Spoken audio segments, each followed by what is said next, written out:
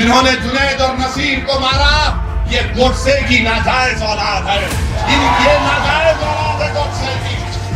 जिन्होंने वासिम को गोडसे की औलाद ने मारा, जिन्होंने कासिम पर गोलियां चलाई, वो गोडसे की नाजायज औलाद ने कासिम पर गोलियां चलाई। मैं तो अल्लाह से दुआ करता हूँ कि परवरदिगार, जिन्होंने जुनैद और नसीर को मारा, अल्लाह तेरी फटकार इन जालिमों पर नाज़िल हो जो मजलूम कमजोरों पर जुल्म करते हैं। मेडक में एक मुस्लिम बच्चे को पुलिस कस्टडी में मारा जाता है, गुर्दे फेल हो जाते हैं। बताओ ये कब तक जुल्म तुम्हारा चलेगा? इख्तिदार के नशे में है, कभी जुनैद और नसीर को, तो कभी पीलू खान को, तो कभी अखलाफ को, तो कभी रकबर को, तो कभी जुनैद को, तो कभी नसीर को, जो हथियार और बंदूक लेकर फिरते हैं। गांव रक्षक के नाम पर गांव की हिफाजत नहीं कर रहे, बल्कि गाय के नाम पर ये इंसानियत का कत्ल कर रहे हैं। अरे गोलियां चलाने वालों, इतने बहादुर तुम क्यों बनते हो? तुम इसलिए बहादुर बनते हो क्योंकि जानते हो कि बीजेपी और आरएसएस तुम्हारे साथ है। याद रखो, इख्तिदार हमेशा किसी के पास नहीं रहने वाला है। तुम कब तक जुल्म करोगे? जब जुल्म खत्म होगा, तुमको मालूम होगा कि तुम्हारा काम जाम कानून के तहत होने वाला है। आज हम देखते हैं कि राजस्थान में घाटमीट में कल जो हादसा हुआ कि जुनैद और नासिर की हत्या कर दी गई, कत्ल कर दिया गया, उनको जलाकर उनकी जली हुई लाशों को उनके गांव को लाया गया। मैं पूछना चाहता हूं राजस्थान की सरकार से, आपने क्या किया जब आपके प्रशासन को जाकर जुनैद और नसीर के जिम्मेदारों ने कहा कि इन बच्चों को यही सरजमीन से किडनैप करके लेकर चले गए हरियाणा में, तो पुलिस का काम किया था कि पुलिस भी हरकत में आती और राजस्थान के बॉर्डर में इन जालिमों को रोक देती।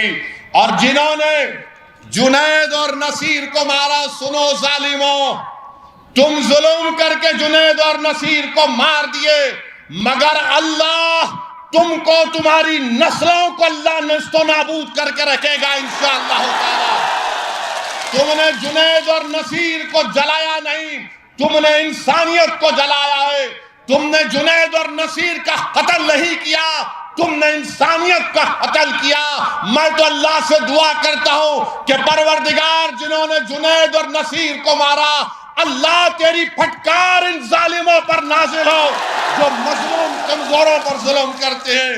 अरे कौन ऐसा ये जालिम लोग हैं कि जो बच्चों को मारते हैं, पीटते हैं, और अफसोस तो हरियाणा की हुकूमत पर होता है। अरे कैसा चीफ मिनिस्टर है हरियाणा का, कौन सा बीजेपी का एडमिनिस्ट्रेशन है कि जब जुनैद और नसीर को जालिमों ने मार मार कर पुलिस स्टेशन को लेकर आए, तो पुलिस ने कहा कि हम जुनैद और नसीर को नहीं ले सकते क्योंकि ये मर जाएंगे।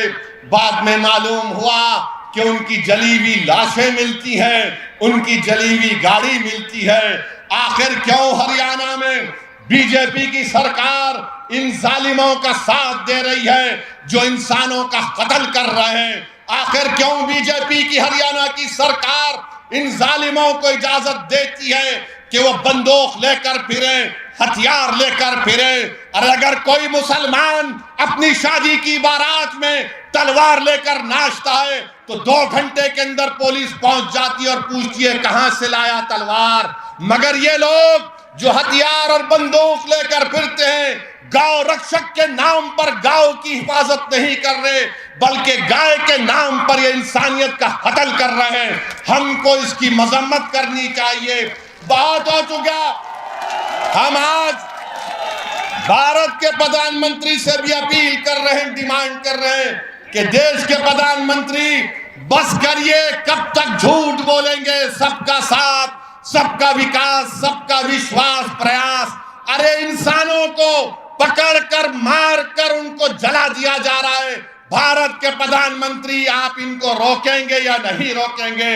अगर नहीं रोकेंगे तो फिर रूल ऑफ लॉ खत्म हो जाएगा, संविधान कमजोर पड़ जाएगा। बताओ ये कौन सा ऐसा काम ये जो हो रहा है, इस पर कौन रोक लगाएगा? भारत के प्रधानमंत्री इस पर कुछ नहीं बोलेंगे। بھارت کے پردھان منتری ان ظالموں کے اوپر کچھ نہیں بولیں گے، چائنا پر کچھ نہیں بولیں گے، اور وہ بڑا پونجی پتی ہے جو آج کل سرخیوں میں بنا ہوا ہے اس پر کچھ نہیں بولیں گے۔ ہم بی جے پی سے یہ پوچھنا چاہتے ہیں، کیا جنید اور نصیر کو جو مارا گیا، کیا بی جے پی کہ ہریانہ کی سرکار اس ظالم کو پکڑے گی جس نے واصف کا جب فیس بک لائیو کرتا ہے اور واصف کی موت ہو جاتی ہے، قاسم پر گولی چلاتا ہے، قاسم زخمی ہوتا ہے، یوٹیوب پر اس کو دکھایا جاتا ہے کہ بندوق سے گولیاں چلا رہا ہے قاسم پر۔ ارے گولیاں چلانے والوں، اتنے بہادر تم کیوں بنتے ہو؟ تم اس لیے بہادر بنتے ہو کیونکہ جانتے ہو کہ بی جے پی اور آر ایس ایس تمہارے ساتھ ہے۔ یاد رکھو، اقتدار ہمیشہ کسی کے پاس نہیں رہنے والا ہے۔ تم کب تک ظلم کرو گے؟ جب ظلم ختم ہوگا تم کو معلوم ہوگا کہ تمہارا کیا انجام قانون کے تحت ہونے والا ہے۔ میرے عزیز دوستوں اور بزرگوں، اسی لیے میں کہہ رہا ہوں کہ آپ کو ایک سیاسی طاقت بننا ہے۔ اگر آج جنید اور نصیر کو مارا گیا، کیا اس میوات کی سرزمین پر کیا آپ متفق نہیں ہیں کہ آپ کو ٹارگٹ بنایا جاتا ہے، آپ کے بچوں کو مارا جاتا ہے، بچوں کو اٹھایا جاتا ہے؟ ارے کوئی اگر بھینس لے کر آ رہا ہے تو اس کو روک کر مارا اور پیٹا جاتا ہے۔ آج دیش میں بی جے پی کی سرکار ہے، راجستھان میں گہلوٹ کی سرکار ہے۔ ہم ان سے اس بات کا ڈیمانڈ اور مطالبہ کرتے ہیں کہ ایسے طاقتوں پر کنٹرول لگایا جائے، قانون کو استعمال کریے، ان تمام لوگوں کو جو غریبوں پر مظلوموں پر ظلم کر رہے ہیں پکڑیے، ان کی جگہ جیل میں ہے، جیل میں ڈال کر رکھیے ان ظالموں کو، ان کو سزا دلوائیے سنویدھان کے تحت۔ جب یہ جیل میں جا کر بیٹھیں گے تب ان کو معلوم ہوگا جنہوں نے جنید اور نصیر کو مارا یہ گوڈسے کی ناجائز اولاد ہے، یہ ناجائز اولاد ہے گوڈسے کی۔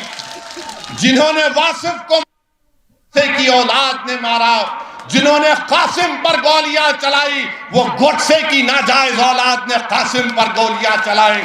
یہ وہی لوگ ہیں جو گولیوں سے ہم کو ڈرانا چاہتے ہیں۔